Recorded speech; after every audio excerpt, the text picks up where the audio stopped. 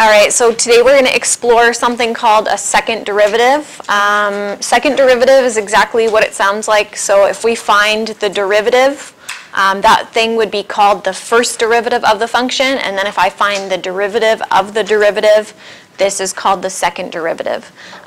So these are kind of, second derivatives make a little bit more sense when we think about some applications. So we're also going to use some of those applications in position, velocity, and acceleration type functions. So you might be familiar with some of the work that you've done with like velocity and acceleration in physics if you take physics. If not, no worries. Okay, so second derivative. First we need to find the first derivative. So in example 1, we're going to calculate the first derivative and find where that first derivative is equal to 0. So let's start with A. F prime at x, we are going to drop the exponent, subtract 1, drop the exponent, subtract 1, and the derivative of negative 3x is 3, and the derivative of the constant is 0. So what happens here is the 3's will cancel. And we have x squared minus 2x minus 3. Okay, part B asks us when this is equal to 0. So when is the slope of the tangent equal to 0 for this function? And we will have to solve this quadratic. So are there any two things that multiply to negative 3 and add to negative 2? Negative 3 and 1 works. So x minus 3, x plus 1. So the tangent, the slope of the tangent is equal to 0 when x equals 3 and when x equals negative 1. We could also find the y coordinates of these points, but I think if it just says when is it equal to a slope of 0, we'll just say the x coordinates for where the slope of the tangent along that point is equal to 0. If it asks you specifically for the point where f prime at x is equal to 0, then you can find the xy coordinate. But for our purposes, when x is 3 and when x is negative 1, the slope of the tangent is 0.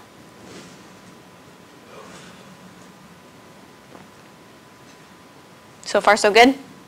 Any questions? Okay. Then it asks us to calculate the second derivative. So I'm going to work off of this function in part A, and I'm going to find the derivative of this function. So f prime prime at x. Oh, sorry, I don't think I've told you guys. Did I tell you guys the f prime at x thing? I think I wrote it on a previous lesson. So yeah, okay, just making sure. Okay, so derivative of x squared is 2x. Derivative of negative 2x is negative 2. And derivative of 3 is 0. Okay, and then it asks us to find where f prime prime at x is equal to 0. So really all I have to do in this case is just solve for x. We'll bring the 2 over, divide this 2 out, and we'll get where x equals 1.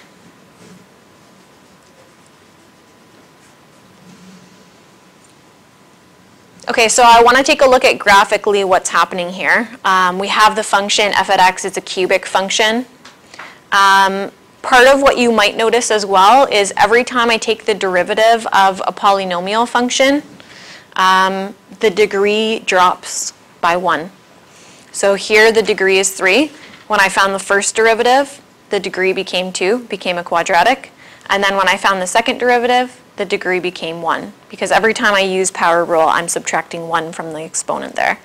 Okay, so I can usually differentiate between like which graphs are which derivatives based on which one has the highest degree and then which one has the next highest degree and which one has the lowest degree. Because every time I take a derivative, the degree will drop. So x equals 3 and x equals negative 1. I want to take a look at what those points actually are on the original function of f at x. So you'll see the graphs below. This is the original function that we started with right at the top. When x equals negative 1, this is the point that we're talking about. And when x equals 3, this is the other point that we're talking about. So we're saying that the first derivative is actually equal to 0, or the slope of the tangent is equal to 0 when x equals -1 and when x equals 3.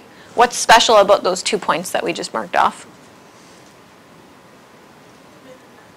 They're a minimum and they're a maximum.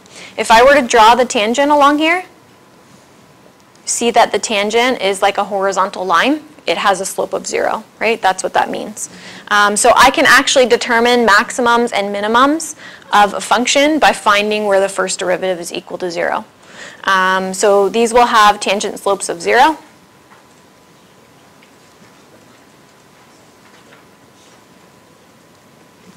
Or I guess I'll just say slope.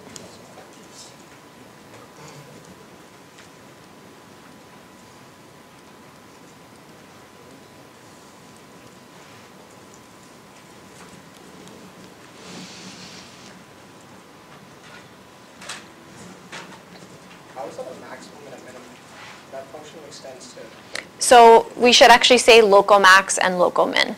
So they're turning points, basically. Yeah, thank you for pointing that out.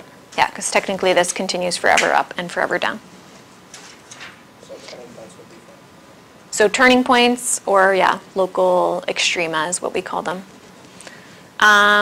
Okay, let's take a look at a couple other things here. Every point along here, you don't have to draw points, but I just want to show you. Every point along here has something in common with all the tangents that we could draw along there. What do you notice about all the slopes of the tangent lines along all of these points?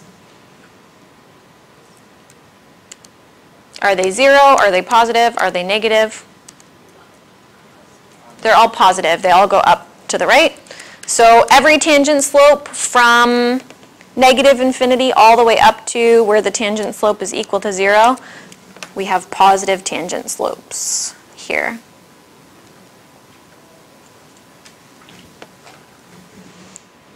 Okay, after we hit 0, then we're going down, all the way down this curve here.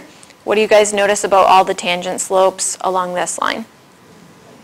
They're all negative. So as we go down toward the next turning point, all the tangent slopes have negative slopes, or I should say all the tangent slopes are negative. Okay, and then we hit 0 and we're going to start going back up. So what do we notice about all the tangent slopes along here? They're all positive.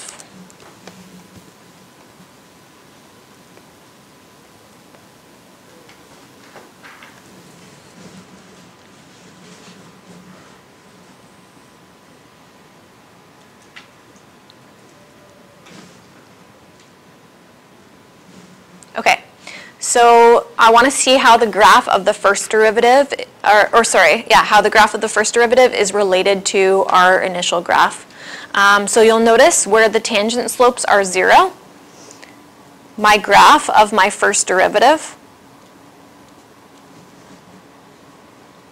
how is that related? So where my tangent slope is 0 in the original function, how does that correspond to the graph of the first derivative here? It's an x-intercept of the first derivative. That makes sense because we were actually solving for where the first derivative was equal to 0. So we were actually solving for the x-intercepts of the first derivative function that we found in parts A and B. So is that true for the other area where this tangent slope is 0? Let's look. Where this tangent slope is 0, we also have a 0 of the first derivative function.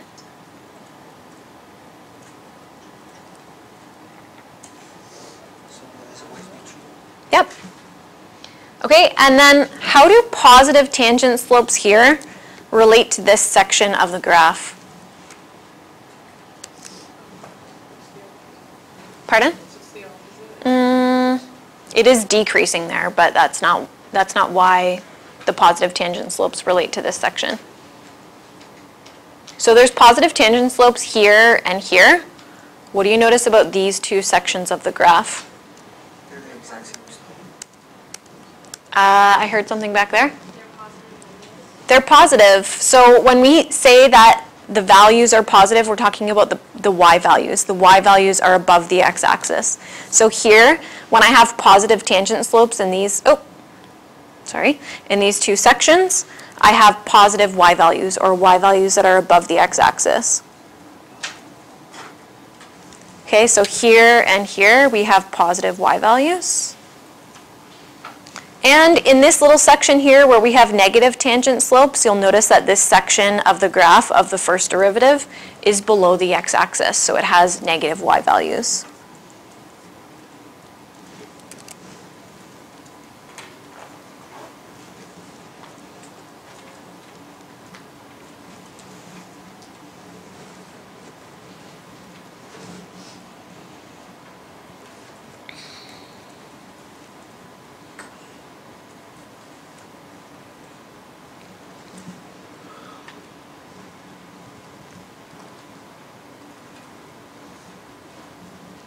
Okay, and then we actually found where, we found the second derivative, and we found where the second derivative was equal to 0. So we're just going to do a comparison between the graph of the first derivative and the graph of the second derivative on the right.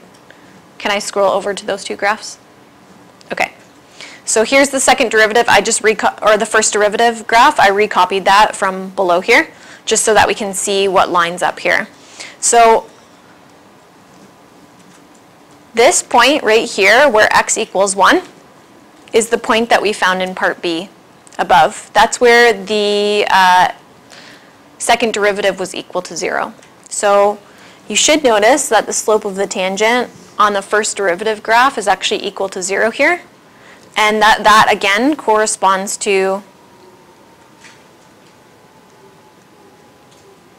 an x-intercept on the second derivative.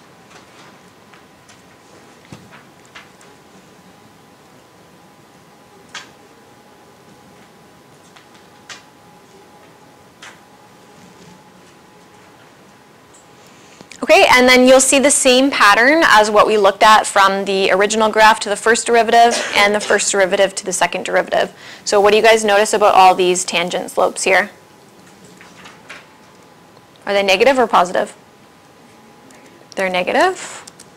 So this has negative tangent slopes. And that corresponding section of the graph for the second derivative means that that little section of the graph will have negative y values. Okay, and then same deal on the right-hand side. All of these tangents on the right-hand side are positive.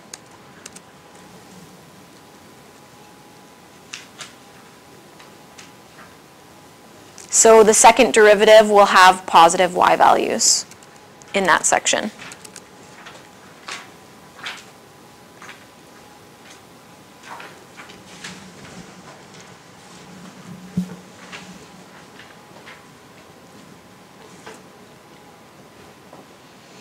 So the thing that we're going to explore in the next unit is if this is an important point on the second derivative, right here, how does that relate to the original graph of f at x? So that's actually a point like right here on f at x. So we're going to explore kind of how that first derivative and second derivative can help us find key pieces of information about our original graph. This point right here is kind of where our graph changes from a downward curve to an upward curve. Okay, we call this a point of inflection, where the graph changes from curving down to curving up. But we'll get to that later. All right, so there's little explanations for you guys. If you're reading this later, you can kind of see what we unpacked there. All right, so this actually will help us with displacement, velocity, and acceleration functions. So derivatives, if I have a displacement function, derivative of a displacement function will actually help me find the velocity function. And the derivative of a velocity function, or the second derivative of a displacement function, helps me find the acceleration function. So one really important thing that we need to understand, and probably the people that have taken physics know this, is that speed and velocity are two different things. Can someone explain to us why speed is different from velocity? Michael? So speed is just the, so velocity, like the speed is like a, wait, what is it? It's the, I know one of them's a scalar, the other one's something else. And Yeah. one of them has direction. Yep, so speed is the scalar. Nicole, expand on that for us. Velocity is a vector, which means that direction matters, where plus and minus will be different direction. Right, so with speed, we don't really care about the direction of the object traveling. With velocity, it's considered a vector, which means that we are taking a look at what the direction of that whatever object we're tracking. We are interested in how quickly it's going and also the direction that it's going. Okay? So we call that magnitude and direction. If we get a positive velocity, it's going to tell us something about the direction. It would be like a forward direction. If we get a negative velocity, it's telling us we're traveling in reverse to whatever that positive direction is. Okay, so let's take a look at an example. We have a construction worker and he accidentally drops a hammer from a height of 90 meters. The height s in meters of the hammer, t seconds after it's dropped, can be modeled by the function s at t here. What is the velocity of the hammer at 1 second versus 4 seconds? So if I have the position function or the displacement function, I can actually just find the derivative and that gives me the velocity function. So s prime at t will actually give me velocity. And s prime at t is 90, derivative of 90 is 0. We bring down the 2 and subtract 1 from the exponent. So there's our velocity function. And then I can calculate the velocity at 1 second. Okay, our units of measurement here is meters per second for velocity. Meters per second. And we'll calculate v at 4.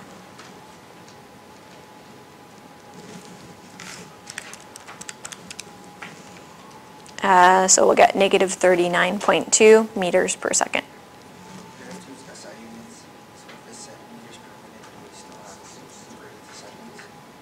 No, you can just use the what's given to you in the question. Okay, how did you guys calculate velocity in physics if you're given a position function? Okay. So now you guys know the calculus way to calculate velocity if you're given a position function.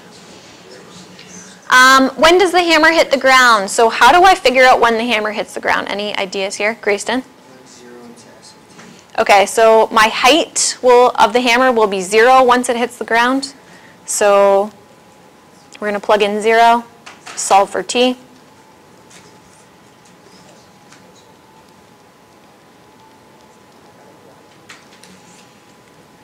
Okay, I think I mentioned this to you guys previously, but when I take the square root of t squared, technically I have to do plus minus here. However, we're going to disregard the negative answer for this because time can't be negative, of course. So you're just going to do the square root of 90 over 4.9. We'll say approximately here.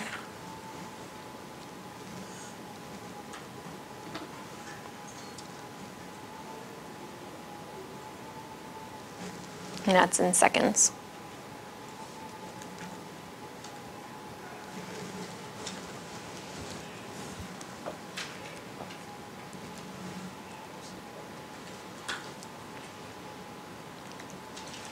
Okay, what is the velocity of the hammer when it hits the ground? I want to evaluate v at 4.29 seconds.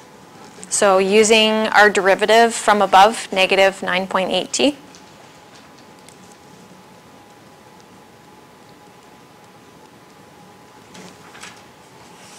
Okay, you could actually leave that value in your calculator and just calculate. If you leave it fully in your calculator, you're actually just going to get negative 42 exactly. So that will be meters per second.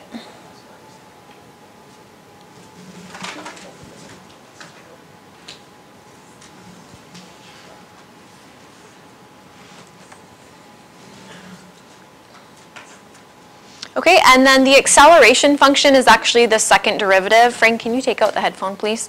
The acceleration function is actually the second derivative of the displacement function or the derivative of the velocity function. So if I find s prime prime at t, or in other words, the derivative of the velocity function, I actually get the acceleration function. And the derivative of negative 9.8x is just negative 9.8. How does this relate to what we know about acceleration of an object that is falling? Anis? That's the acceleration of gravity. Yeah, acceleration due to gravity.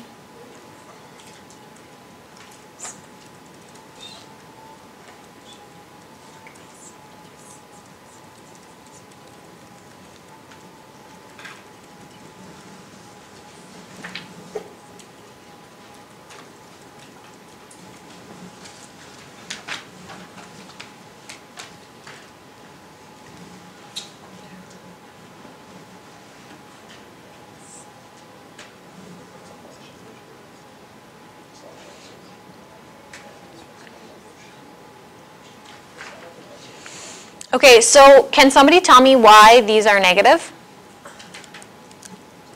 Kristen? Yeah, the hammer is falling, so this tells us, the velocity tells us, yes, it's going 42 meters per second. The negative tells us it's going down. Same with acceleration. Yep. Why don't we use units for that? I mean, we didn't really calculate anything, but yeah, you can certainly say like it's going to be meters per second squared, right? So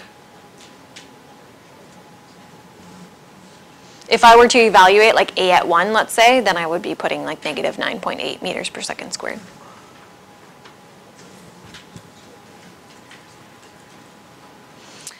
Okay, speeding up and slowing down. So when acceleration is negative, this does not necessarily mean that we are slowing down, right?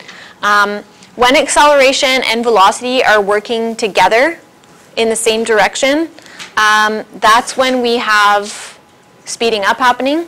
If they're opposing each other, one is positive, one's negative, that's when we have an object that's slowing down. So you're going to see when your tangent slope is positive, so for instance, along here, your tangent slope is positive, and this one is also increasing. Okay? So the tangent slope is like starting here and it's getting steeper and steeper and steeper. That means that the tangent slopes are increasing. That tells us information about the acceleration of the function. If the tangent slopes are increasing, that means your acceleration is going to be positive. So that will give us an object that is speeding up. Or the other way that we can have that is if the tangent slopes are negative, so starting from 0, and then we can see that these guys are negative, they're becoming steeper and steeper and steeper in the negative direction. So they are decreasing. That tells us information. The slope of the tangent, so whether it's positive or negative, tells us information about velocity.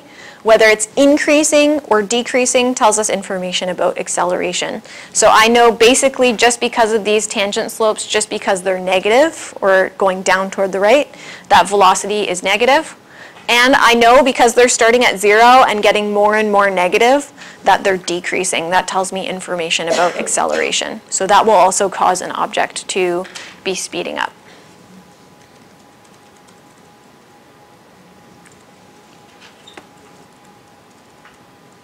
Okay, slowing down is happening when those two things are kind of opposing each other.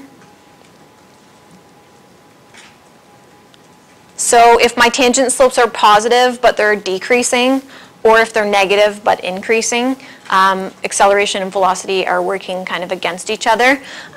So we have an object that's slowing down. So for instance here, I have tangent slopes that are positive, but they're getting closer and closer and closer to 0 as we travel along that little section. So they're positive, but they're getting smaller and smaller and smaller until they hit 0.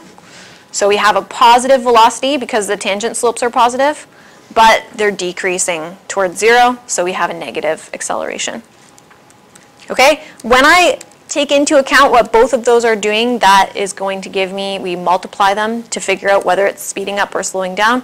We'll get a negative from those things. That tells me that it's slowing down. Same thing here. So when my tangent slopes are negative, okay, that tells me that velocity is negative. But those tangent slopes are becoming less and less negative. They're going from very negative, like -7, -2, and then to 0. So that actually tells me that those are increasing slopes. So acceleration is positive. But again, because these are working against each other, we get out a negative. So that tells us we're slowing down. Okay, you guys may have examined these graphs in a bit of a different way in physics, just to kind of see what's happening, but we're going to talk about them in terms of like slopes of tangents and instantaneous rates of change and what calculus can tell us about these little curves. Okay, so let's examine a graph here. The position of a particle moving along the straight line can be modeled by the function below, where t is the time in seconds and s is the displacement in meters. So we have the graphs of s at t, v at t, and a at t. And we're going to determine whether the particle is speeding up or slowing down based on each of these intervals where we have kind of different things happening. So across these 4 intervals here. And we're going to take a look at what's happening in the velocity function and also in the acceleration function. All right, so from 0 to 2, this little section right here, I guess I should say from here. So we can actually look at the graph of v at t. I'm interested in whether the graph of v at t is above the x-axis or below the x-axis in that section. So is v at t above the x-axis or below the x-axis here? Above, so it's positive. Okay, and from 0, you can't really see it, 0 to 2, we'd have a section of the graph right here. Got cut off a little bit. Is it in the negative section or the positive section? Okay, so acceleration is negative. Okay, I should actually be able to look at the displacement function, the graph of the displacement function, and decide that without even necessarily having these 2 graphs. I will know because I'll look at the slope of the tangents. That's going to tell me about information about v at t. So whatever your slope of the tangent is on your displacement function, your velocity will be positive or negative, matching the slope of the tangent. Your acceleration will match whether the tangents have increasing slopes or decreasing slopes. So here, my slopes are decreasing toward a slope of 0. So they're positive, positive, but less and less positive, right? So maybe it's like +8, +5, +3, and then 0, right? So they are decreasing, and that's why acceleration is negative here. Okay, so when we multiply those 2 things together, we see that velocity and acceleration are kind of different. They're opposing each other, right? That they're opposing each other? Why do we have v of t minus a of t? What is that? Not minus, times. Times, yeah, what's that? So it tells us how those things are working together or if they're working against each other. So for instance, like this is a really good example because velocity is negative and acceleration is also negative, and that's because this object is essentially just falling, right? So the fact that velocity and acceleration are negative, if I were to calculate, let's say, velocity at 4.29, those 2 things both have negative values. So the object is actually speeding up at that point. But can you really just like look at it and be able to tell like about positives and negatives? Yeah, for sure. You don't necessarily need this. But if that is negative, basically it's just telling you if it's negative, then it's slowing down. But yeah, you can definitely just look at them and see if they're the same or if they're opposites. Okay, so the slope of s at t is going to be positive because velocity is positive. We talked about how the slopes of the tangents here are positive, but they are decreasing. So we should actually say we're talking about the slope of the tangents along s at t.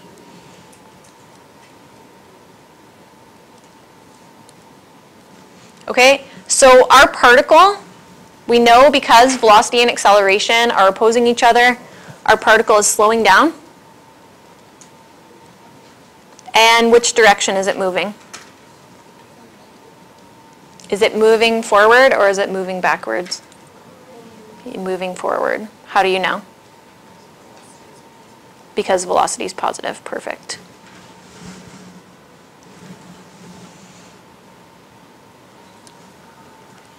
Okay, the section from 2 to 4. Okay, so observing these sections here. Okay, we can see that velocity is in the negative section of the graph. And acceleration is also below the x-axis there, so that's also negative. So these two things are working in the same direction. I can determine if I multiply velocity by acceleration that I get a positive out of that. That tells me that the object is speeding up.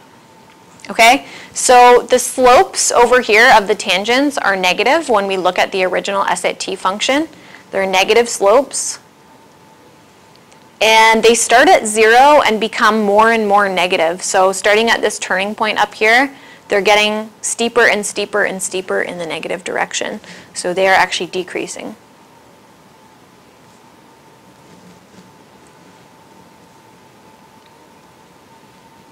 Okay, so this tells us that the object is speeding up. And direction of movement? What's that? Backwards. Why, Grayston? Okay, we're looking at this to determine direction. Yep. Sorry, why is the slope decreasing and not increasing as it's getting steeper? So it's getting steeper and steeper in the negative direction. So it's starting at 0 and it's getting more and more negative. Okay, let's look at this section from 4 to 6, this section here. Okay, so you can observe the graph of the velocity function. It's in the negative section from 4 to 6. The graph of the acceleration function is in the positive section from 4 to 6. Okay, so these two things are opposing each other. That tells me that my particle is slowing down. Okay, slopes of the tangent in this section, slopes of the tangent are still negative. They're going down toward the right. So they're negative. But after this middle point here, they actually start getting less and less negative. So they are still negative, but they're getting closer and closer and closer to this slope of 0 here. So they're super negative here, and then less negative, and then less negative, and then they go to 0. So they're actually increasing.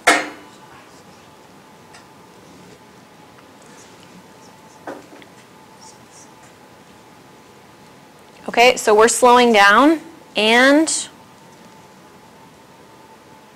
what does the velocity tell us? Which direction are we moving? Yep.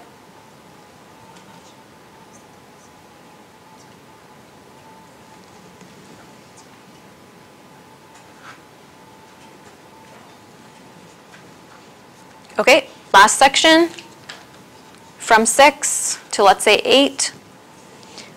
The velocity function is now in the positive section of the graph. The acceleration function is also in the positive section of the graph. So these two guys are working together. Should tell us that our object is speeding up, or particle. So the slopes here, if we look at the original function, the slopes of the tangent are positive.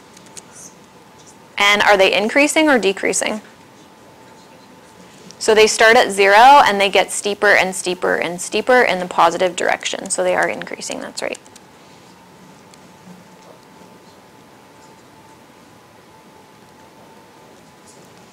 Okay, so this guy is speeding up, and direction of movement? Perfect, moving forward. So again, we're looking at velocity to decide that.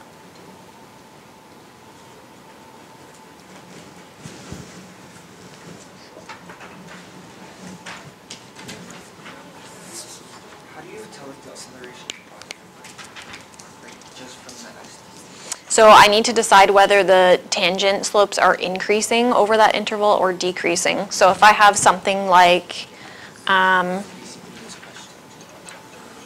I have something like this, over this section, the slopes of the tangents are positive. That tells me information about the velocity. But as they move from left to right, what's happening to how positive they are? They're getting less and less positive, right? So that means they're decreasing. Okay? Okay, so you guys are going to try this out, see if you can analyze this graph here without having the velocity and the acceleration graphs. Okay, so I'm going to give you a few minutes.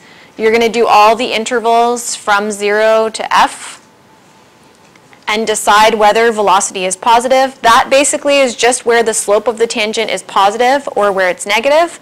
For acceleration, you need to decide if the slopes of the tangents are increasing or decreasing, right? So are they getting more and more positive? Are they getting less and less positive towards 0? More and more negative, less and less negative towards 0? What's going on? Okay, so I'm going to give you and the person sitting next to you a couple minutes to decide on each of these intervals here.